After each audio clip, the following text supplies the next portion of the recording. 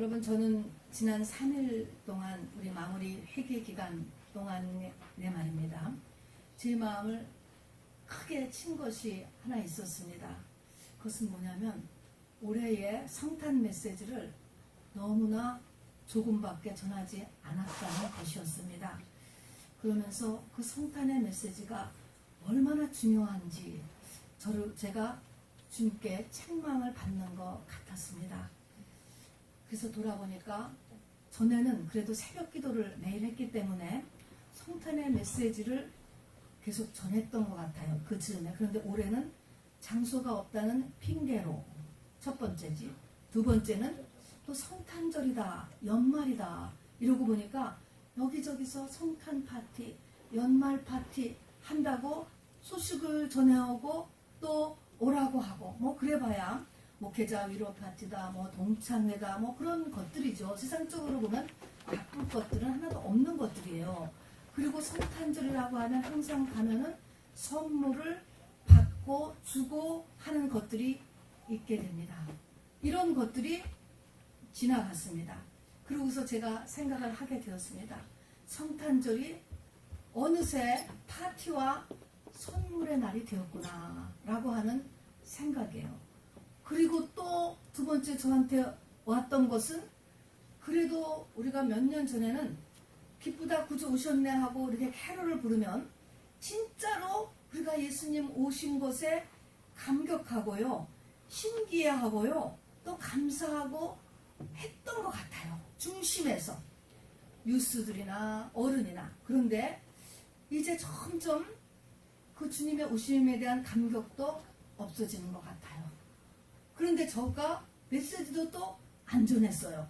이렇게 하고 보니까 참 이렇게 책망하는 마음이 저에게 많이 들게 되었습니다.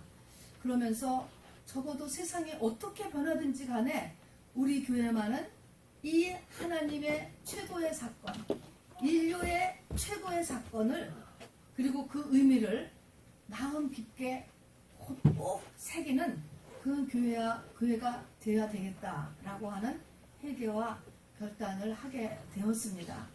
그래서 오늘 다시 한번 여러분 성탄 메시지를 잠깐 다시 전하고요.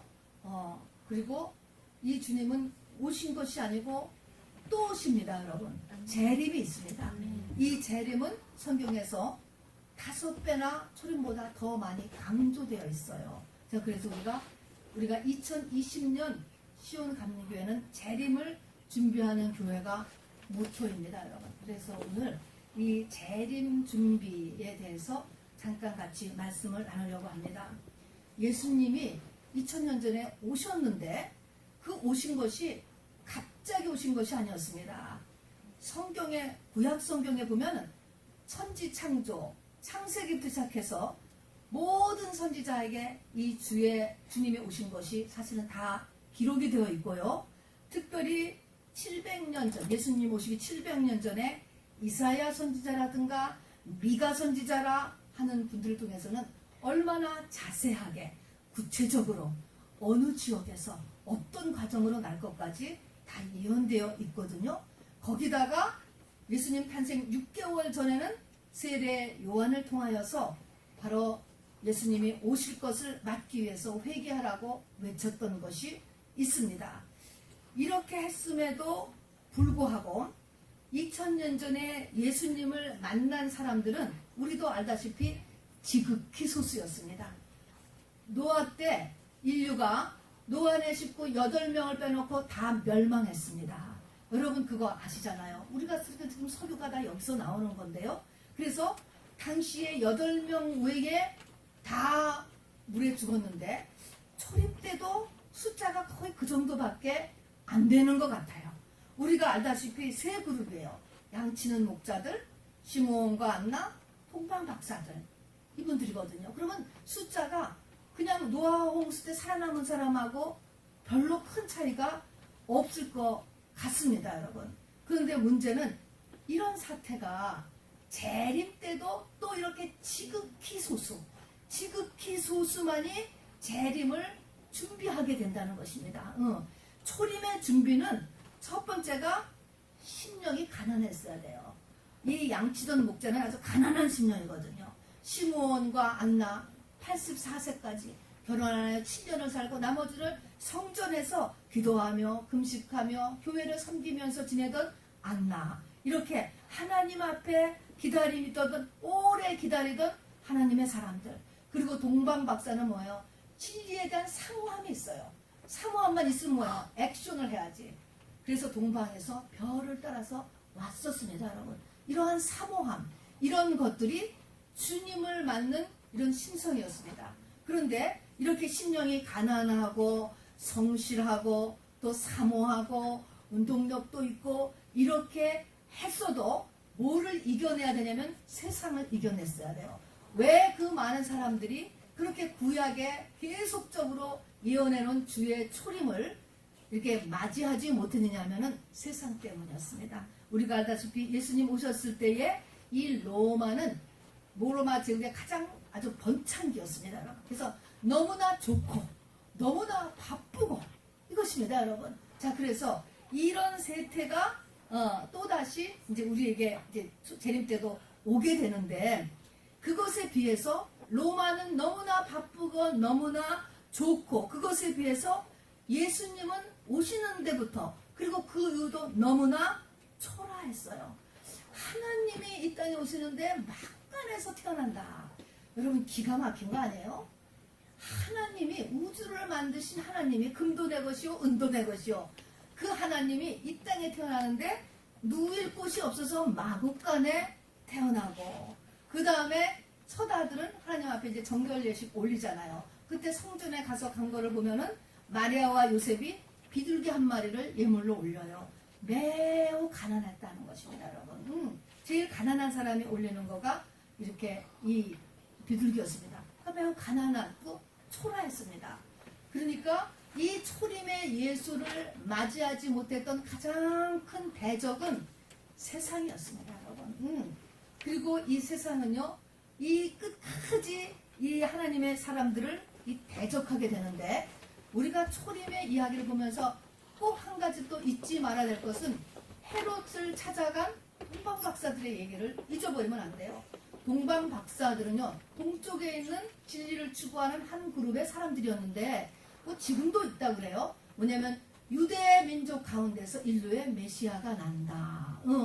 그렇기 때문에 유대 민족을 연구하는 사람들이었어요. 그리고 하늘의 징조가 나타난다. 창세기 보면 있잖아요. 그래서 하늘의 별을 보면서 이 땅에 움직이는 것을 연구하는 분들이었는데, 이제 이상한 별이 나타나서 그것이 유대인의 왕이 난다라는 거 했기 때문에 이제 유대 땅으로 온 것입니다. 그래서 별을 따라서 잘 왔는데, 오다가 이 동방 박사들이 어떻게 했습니까?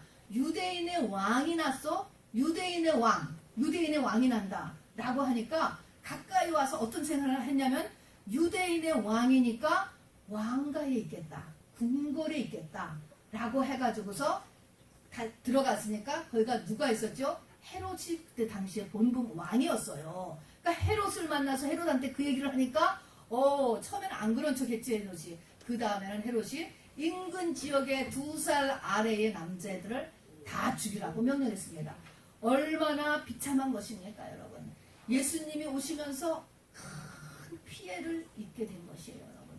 아주 무서운 거잖아요. 이게 무엇을 이야기합니까? 여러분, 세상은 예수님을 환영하지 않아요. 세상과 예수님은 대적된다는 것을 잊어버리면 안 됩니다. 예수를 믿는 사람도, 이 동방 박사는 그 예입니다. 예수를 믿어도 여기에 인본주의가 들어가기 시작을 하면은 이렇게 크게 실족을 일으킨다는 것을 잊어버리면 안 돼요. 정말 죄도 없는 2살배기 어린 아이들을 죽여야 했던 그 부모님과 가족과 본인이 얼마나 큰 일이겠습니까, 여러분. 이렇듯이 우리가 믿음의 발걸음을 갈 때 굉장히 조심해야 돼요. 내 생각, 세상에서 굳어진 생각이잖아요. 이거 말씀에다가 잘못 이렇게 접하면 안 된다는 거죠. 인본주의라는 건 사람 중심의 생각이에요. 사람 중심. 이런 거 잘못 끼워넣으면 크게 실족이 일어난다. 이거를 성경에서 이야기해주고 있습니다. 자, 근데요, 도대체 예수님은 왜 오시느냐고, 하나님이 이 땅에 왜 인류의 역사와 시간 속에 들어오시냐고, 초림의 목적, 재림의 목적, 여러분 이 두 가지는 아실 거라고 믿지만 확인해야 될 것 같아요. 그래서 다시 확인합니다.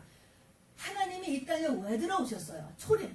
초림에는 뭐 때문에 오셨죠? 두 가지. 초림에서 우리의 죄를 사하러 오셨잖아요. 그래서 그 이름을 예수라 하라, 또 그 이름을 임마누엘이라. 두 가지 이름을 잊어버리면 안 돼요.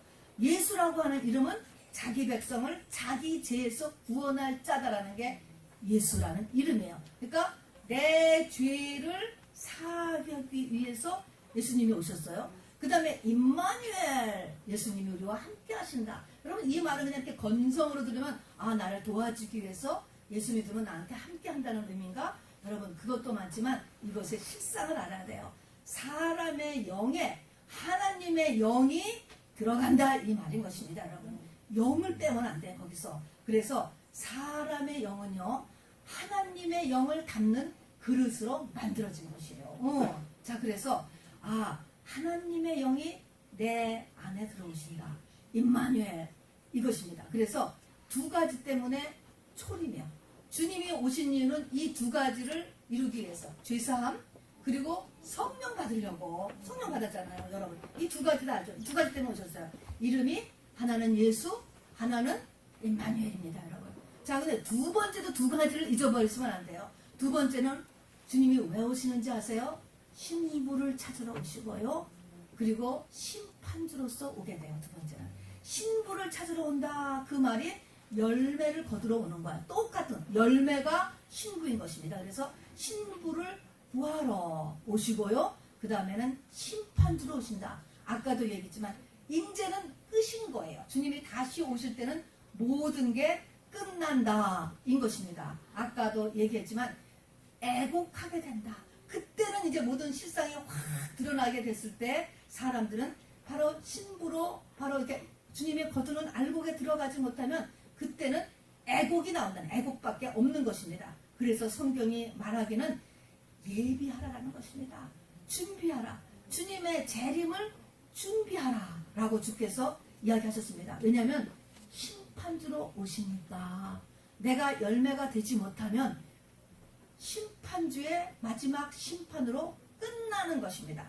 나도 끝나고 모든 지구가 다 끝나게 됩니다. 자 그래서 이제 오늘 그리고 올해부터는 2020년은 주의 재림을 이제부터 준비를 해야 돼요. 이거는 진짜 끝이기 때문에 그렇습니다.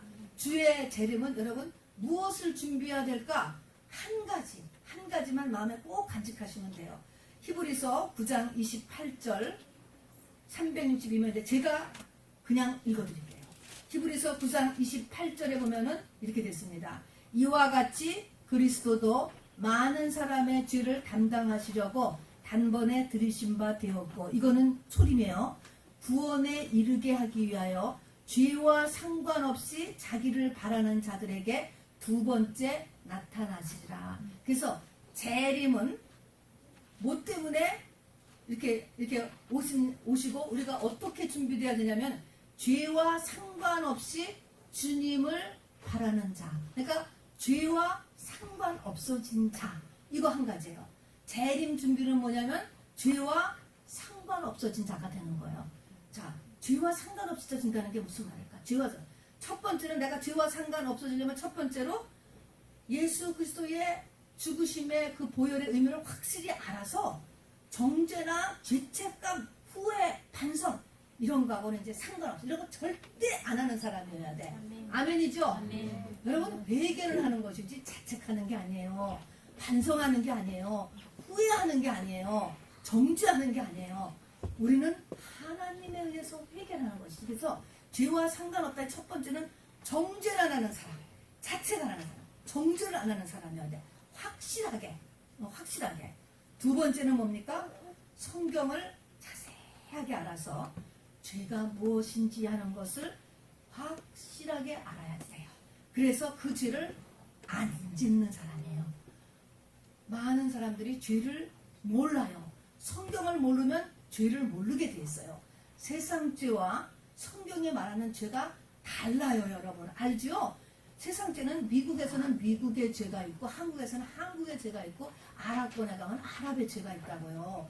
그걸 얘기하는 게 아니고 성경에서 말하는 sin이라고 하는 것은 하나님이 보시는 죄인 거예요. 이 죄는 배워야지 알아요, 여러분. 이건 배우지 않으면 몰라요. 그러니까 여러분이 성경을 부지런히 배우고 깨닫고 연구하고 해서 죄가 뭔지를 알고 그리고 그 죄를 짓지 않으셔야지 돼.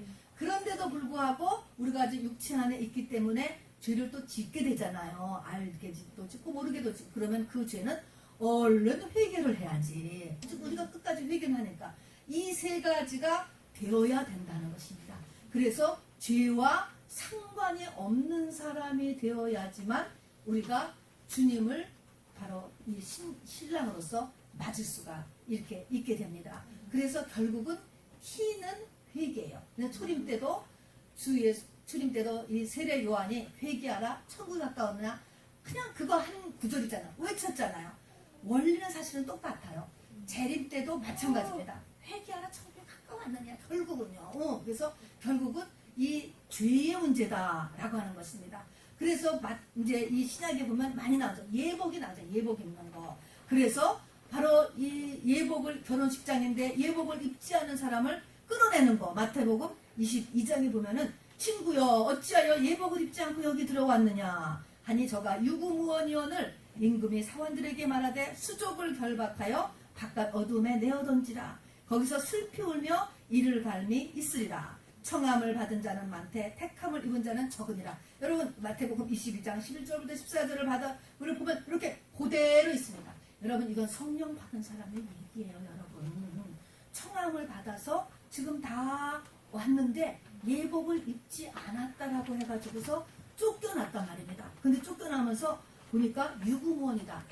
들었거든. 교회 다니면서 다 들었거든. 목사님한테. 할 말 없는 거예요. 진짜인 줄 몰랐죠. 그것이. 진짜인 줄 모르는 거예요. 여러분 마지막 때에 하나님 앞에 쓰임받는 사람, 마지막 때 하나님 앞에 축복받는 사람은 이사야 66장에 보니까 말씀에 떠는 자예요. 떠는 자예요.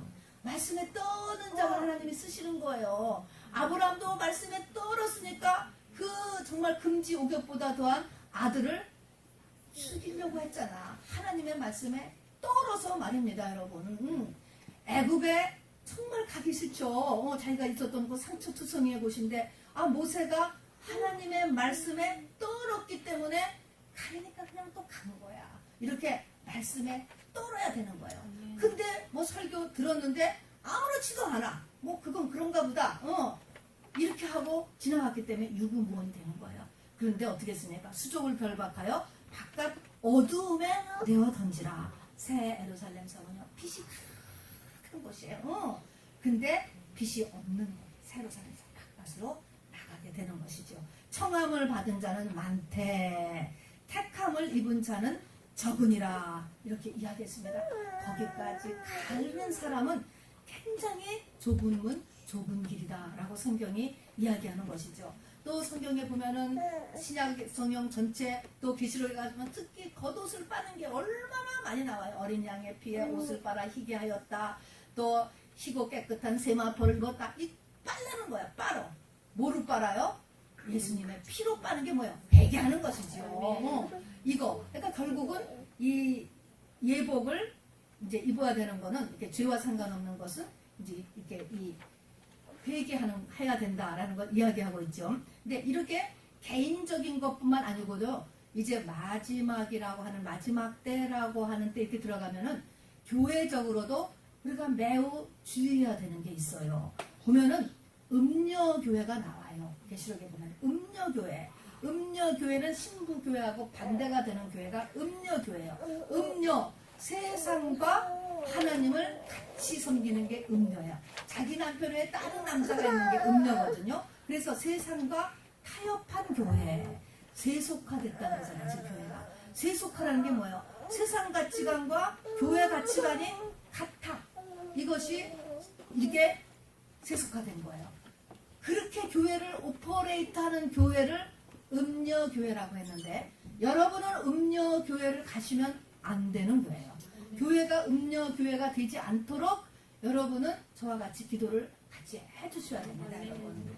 음녀 교회가 되면은 이건 다 그냥 넘어간 거야. 교회가 있으나 마나요, 여러분. 자, 그래서 음녀 교회가 되지 않도록 주의해야 돼요. 신부 교회가 돼야 돼요. 두 번째는요, 보면 종교다원주의 교회가 등장해요. 모든 교회가 다 똑같다. 교회가 아니고 모든 종교가 어느 종교를 믿으나 다 하나님 앞으로 올라간다 하는 것이죠. 종교다원주의를 인정하는 교회를 가시면은 안 돼요. 그 다음에는 자유주의 신학을 받아들이는 교회를 가시면 안 돼요. 자유주의 신학은 뭐예요? 하나님의 말씀으로 이 성경을 인정하지 않는 것입니다. 여러분, 마이가 제일 싫어하는 게 권위예요. 권위를 제일 싫어해요. 하나님의 말씀에 권위를 주고 말씀에 떨어야 된다고. 그런데 이 성경이나 또 무슨 어떤 누가 지은 책이나 또 신문의 사설이나 뭐 다 똑같지 않는가 이렇게 생각하는 게 자유주의 신학의 베이직입니다. 그러니까는 성경을 권해주지 않는 것, 이런 신학의 기조를 받아들이시면 전체가 다 달라져요. 여러분, 성경 푸는 거가. 그 다음에 무신론을 받아들이는 교회 가시면 안 돼요. 공산주의를 받아들이는 교회 가면은 이것 또한 아무것도 안 되는 거예요. 그래서 이런 5가지 교회가 주는, 또 하나가 있죠. 하나를 뺐네요. 마지막은 뭐냐면요. 이 마지막 때가 되면은 이제 돈이 전체를 다 통과하잖아요. 666 시대가 오는데 사람의 영혼을 보지 않고, 사람을 영혼으로 보지 않고 매매의 수단, 상품화하는 거예요. 교회가 비즈니스를 하게 되는 교회를 가면 안 된다 하는 것입니다, 여러분. 영혼을 다루는 교회를 여러분이 가셔야 돼요. 그래서 교회도 이렇게 5가지를 여러분이 주의하셔야 돼. 내 개인의 신앙도, 개인의 신앙은 죄를 짓지 않는 거예요. 결국은 죄의 문제고, 그 다음에 이것과 연결돼서 여러분이 소속되고 가는 교회도, 교회가 이렇게 전체적으로 타락하게 되고 사단이 교회를 공격하기 때문에 교회가 이런 방향으로 가지 않도록 우리 같이 힘쓰고 애쓰셔야지만 합니다. 아멘이죠. 자, 이렇게 주님이 죄와 상관없는 자들에게 내가 나타난다 라고 말씀을 하시면서 내가 똑바로 서 있는가 안 서 있는가 라고 하는 것을 짚어볼 수 있는 것이 마태복음 25장의 3가지 비유예요, 여러분. 그래서 여러분 이걸 많이 아는 비유지만 잘 생각해 보세요. 비유는 열처녀의 비유, 달란트의 비유, 양과 염소의 비유예요. 자, 저를 따라서 해보시기 바랍니다. 열처녀 비유, 달란트 비유, 양과 염소의 비유. 자, 이 3가지가 나를 늘 비춰봐야 돼요. 지금도 비춰보셔야 돼요. 자, 이거를 잊지 마세요. 주님이 비유로 한 것은 메시지를 더 정확하게 넣어주기 위해서 비유로 하신 것입니다. 맨 처음에 열처녀의 비유를 보면요. 여기 보니까 열처녀가 다 졸며 잘세 그랬습니다. 5절에 보니까 다 졸며 잘세. 지금은요 다 자요. 이 세상이 하도 악하기 때문에 그냥 다 자. 영적으로 다 자는데 문제가 있을 때 깨어나는 사람이 있답니다. 이렇게 되기만 하는 거예요. 우리가 그냥 부분적으로 순간순간 영적으로 자고 있는 거는 할 수 없어, 이런 세대에 살기 때문에. 그러나 깨어났을 때, 무슨 이제 딱 바깥에서 쳐서 깨어났을 때 내 안에 기름이 있느냐 없느냐, 이게 문제거든요. 그래서 열처녀 비유에서는 등이 문제가 아니고 기름이 문제가 아니고 기름이 문제다. 자, 그래요. 교회를 다니는 모양새가 문제가 아니고요. 그 사람 속에 진짜로 믿음이 있느냐가 문제입니다. 아멘. 믿음이 딱 있으면 이제 문제가 딱 생겼을 때 이 믿음이 이제 빛을 발하게 되면은 되는 거예요. 그러면 되는. 그래서 이 빛이 있는가, 나한테 기름이 있는가를 지금 점검해 보는데, 이게 어떻게 점검이 되느냐 하면 여기 보면은 어떻게 점검하냐면요. 6절에 보니까 밤중에 소리가 나되 보라 신랑이로다, 이런 소리가 들리는 거예요. 이게 무슨 말일까? 밤중이라는 거예요. 밤중은요 깜깜한 거예요. 바로 어두운 거예요. 죄악 세상이에요. 힘든 거예요. 힘들어. 밤중 뭔가 어두운 이런 그 힘든 것 속에 신랑이로다라는 소리가 났다. 여러분, 신랑이다라고 하는 이 말은 무슨 뜻입니까? 우리가 죽으면 다 영계에 들어가서 내 영혼의 짝이 누군지를 딱 알아봐요. 그러니까 신랑이로다, 이 말은 무엇입니까? 너 죽을지도 몰라. 뭡니까? 밤중에 소리가 나되 보라 신랑이다. 이 말은 내 삶을 흔드는 일이 팍 생긴다는 거예요. 나한테 위험한 일, 밤중에 밤중. 그러니까 나에게 굉장한 어려운 일이 나를 푹 찌르고 들어온다 하는 것입니다. 이게 뭐예요? 나를 점검해 보라는 거예요. 이렇게 무슨 일이 딱 일어났을 때 문제는 뭐예요? 환난 때 나의 대처하는 모습을 내가 보는 거야. 내가 스스로 보는 거야. 환난이 왔을 때 어떻게 하느냐? 어떻게 왔을 때? 이렇게 해서 나의 반응에서 기름이 있는 사람은 얼른 불을 비춘다 그랬어요. 빛을 비춘다. 기름을 가지고 이 빛을 비춘다라고 하는 의미는 뭡니까? 하나님의 사람다운 반응을 하는 거예요. 어려움이 탁 닥치니까 정말 세상 사람들이 보기에도 와 믿는 사람은 반응이 다르네. 그러면 이렇게 하는 사람 나는 이거 이렇게 이제 나 하나님 앞에 내가 이거 작정을 해야 되겠다. 내가 1000번째를 해야 되겠다. 내가 좀 회개를 해야 되겠다. 금식을 해야 되겠다. 이렇게 해서 이것으로 인하여서 하나님께로 더 가는 사람은 기름이 있는 사람이에요. 그런데 문제가 너 죽을지도 모른다라고 하면서 어려움이 팍 뭔가 나를 치고 올랬더니 내가 교회를 잘못 다녔나 보다. 내가 교회를 너무 많이 다녔나 보다. 내가 뭔가 잘못했는가 보다. 믿음에서 멀어지고 세상적인 방법이 거기에 더 동원되기 시작하고 원래 내 생각이 올라오고 이런 겁니까? 기름이 묻는 거야 그 사람은. 그러면 이걸 얼른 깨달아야 돼.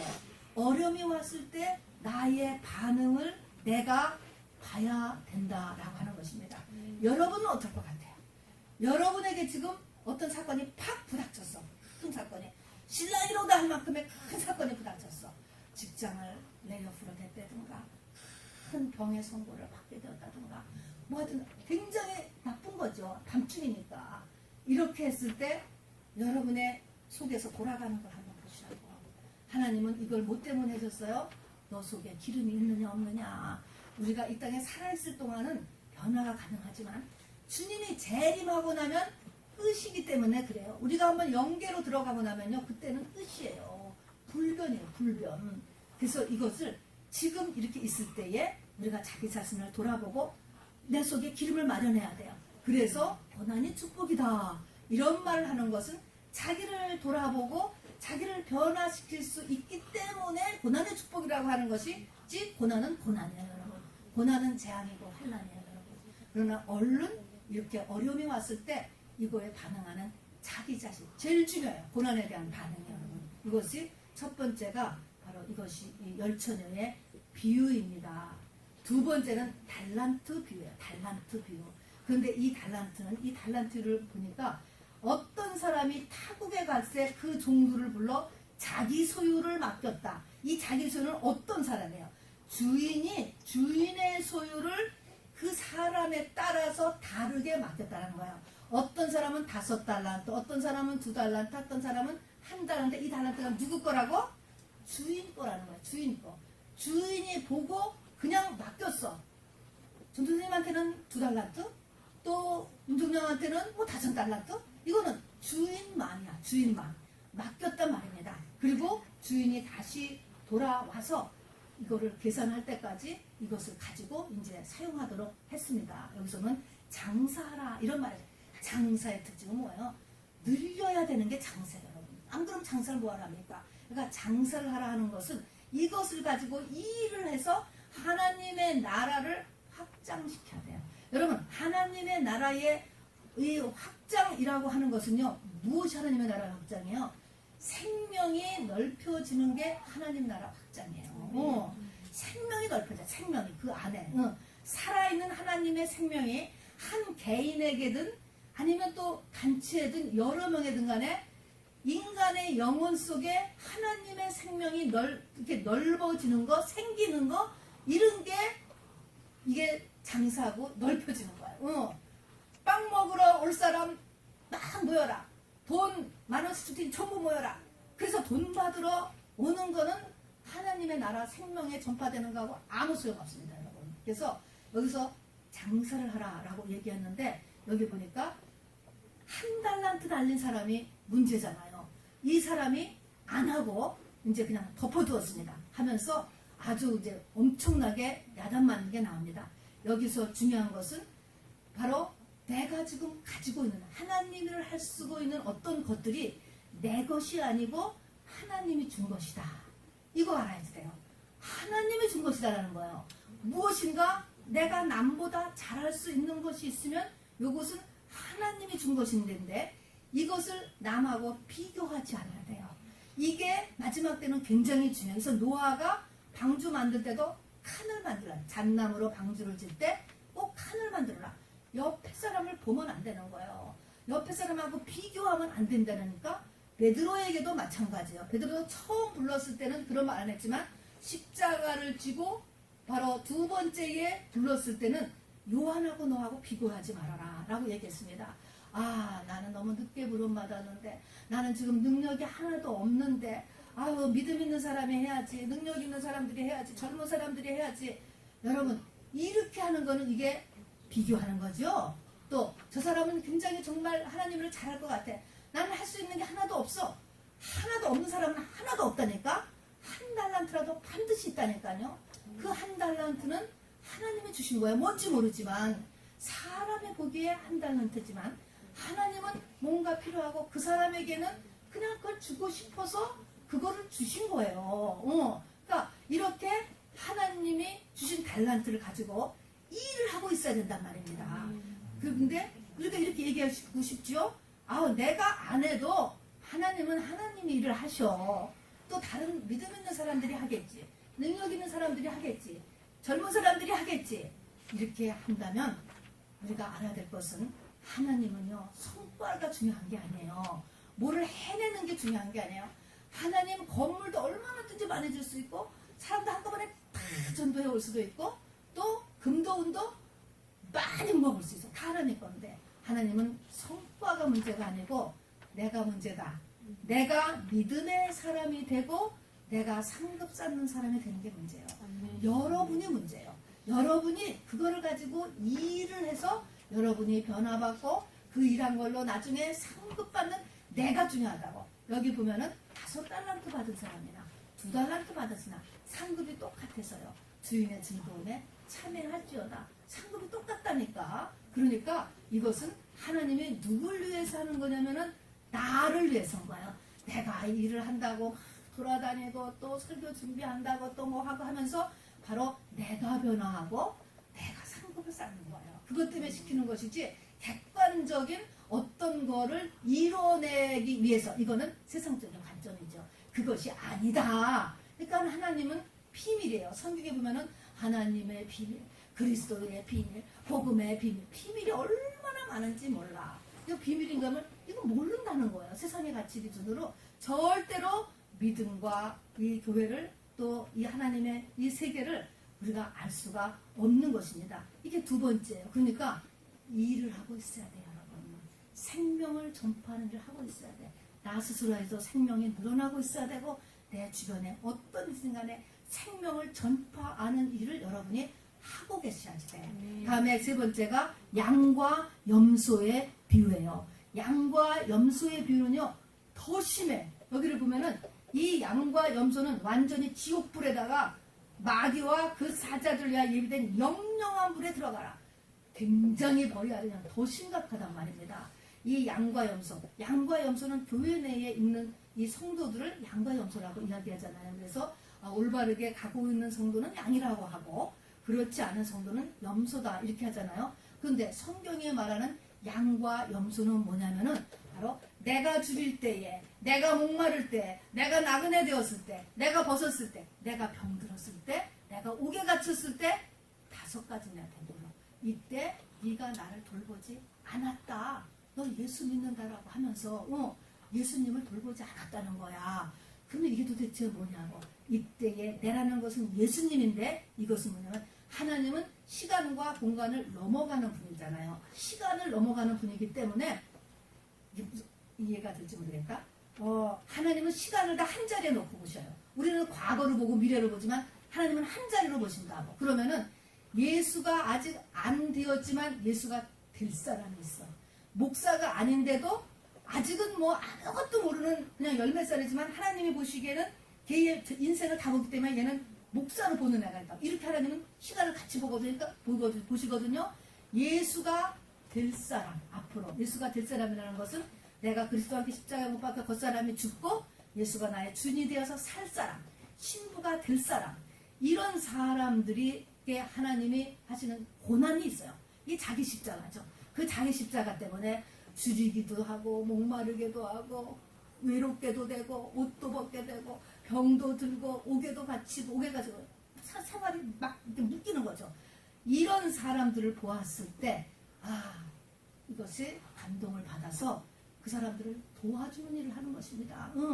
이거를 도와주는 것을 보지 못해, 깨닫지 못해, 이런 사람은 성령이 거의 어떤가, 완전히 하여튼 성령 안 받은 사람과 같다. 그러니까 지옥불에 들어가는 거예요. 성령을 받았다면 반드시 움직임이 있다는 거예요. 마음께서. 이거는 교회 내 어떤 사람을 도와주라는 것도 있지만 멀리도 있어요. 먼 나라의 하이디의 아이들이 생각난다든가, 또 저 아프리카의 누구에 대해서 감동인다든가, 복음을 하나도 모르는 어느 나라에 내가 마음이 움직인다든가, 이게 다 같은 얘기인 거예요. 이게 다 예수거든요. 예수가 될 사람. 요곳에 대한 감각력이 있어야 돼. 감각력. 요 감각력이 없는 사람은 염소라는 거야. 너는 제대로 지금 크고 있는 게 아니야. 그래서 이것이 점점 감각력이 많이 발전된 사람은 그냥 아는 거죠. 저 사람은 내가 도와야 되겠다. 교회 내에서도. 여기에게는 내가 무엇을 써야 되겠다. 또 뭐를 보내야 되겠다. 내가 해야 되겠다. 이런 거에 대한 감동에 따라 움직일 수 있는 사람이 돼야 된다는 거예요. 이게 하나도 없는 사람은 돌아봐야 돼. 예수가 어디 있는데, 여러분. 예수가 지금 이런 사람 속에 다 있는 거예요. 이런 사람을 예수리가 이게 사역이야. 이게 바로 사역. 이거를 해야 된다는 것입니다. 그래서 여러분들 주변에 정말 돈이 없어서 줄일 때 돈이 없는 사람, 그리고 정말 외로운 사람, 그리고 병들어 있는 사람, 또 삶의 뭐가 꽁꽁 묶여서 고난받는 사람에 대해서 이렇게 한번 생각을 해보세요. 이거는 사람뿐 아니고 멀게 선교지도 해당이 돼요. 전 세계 뉴스도 상관이 되고 누가 하는 말도 생각하고 한번 다 이렇게 생각해 보면서 여기서 감동이 느껴져야 돼. 이게 성령이 있는 사람이에요. 이런 일을 하면 하나님께서 여기에 대해서 바로 30배, 60배, 100배, 1000배의 보상이 오게 되는 거예요. 주님이시니까 그분이. 그래서 이거를 할 수 있어야 된다는 것입니다. 자, 그래서 우리가 재림 준비는 결국은 죄다. 그런데 내 죄가 과연 씻어졌을까? 내 세마포, 내 옷이 정말 어린 양의 피로 내가 겉옷을 잘 빨고 있나? 이것을 이 점검해 보는 표가 요새 가지를 하는 것입니다. 다 회개가 다 된 줄 알잖아요. 그 생각한다고요. 저부터도 무슨 이렇게 회개가 다 된 줄 아는데 이 세 개가 안 되고 있으면 네가 지금 아직 이게 죄의 문제가 깨끗이 안 되고 있다. 더 회개하기를 원하신다. 이 증거가 된다는 것입니다. 자, 그래서 결론을 말하면 첫 번째가 이 맨 처음에 열처녀에 비해서는 뭐가 문제다? 기름이 있어야 된다. 등은 상관이 없어. 등은. 기름이 있는 것은 뭐에서 나타난다? 밤중에 신랑이로다 하는 소리에서 나타나는 거예요. 고난에 대한 나의 반응을 유심히 보고 이것이 내가 세상으로 가려고 그러거든. 너 기름 준비해야 되겠다. 너 진짜 나오면 큰일 난다.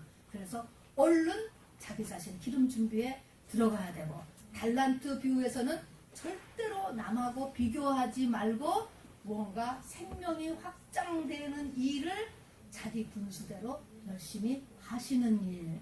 그리고 세 번째, 양과 염소는, 여러분 염소 되기 원하세요? 양 되기 원하죠? 양 돼야죠. 그래서 이 양이 되기 위해서는 나에게는 성령의 감동을 여러분이 느낄 수 있어야 된다는, 성령이 있으면 느껴진다니까. 그래서 이런 이 공동체나 바깥에 사역하는 이것을 비춰봐라 라고 주께서 말씀하시는 것입니다. 우리 같이 찬양 한 곡